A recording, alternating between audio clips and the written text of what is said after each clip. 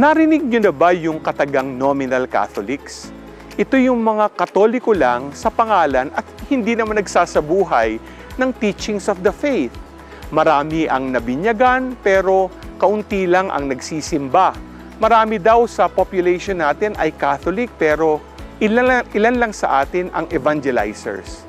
Sabi sa Gospel, "The harvest is abundant but the laborers are few."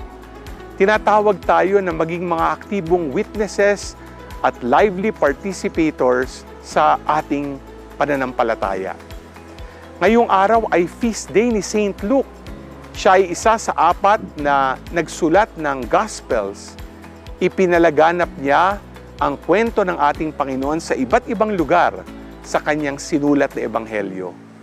Makikita natin ang mercy and goodness of God sa ating pagiging mabuti sa ating kapwa ay pinapahayag na natin ang mabuting balita ng Panginoon na nahahayag sa ating mga gawa at halimbawa. Ikaw, handa ka bang maging aktibong tagapaghatid ng mensahe ng kabutihan ng Diyos? G ka ba?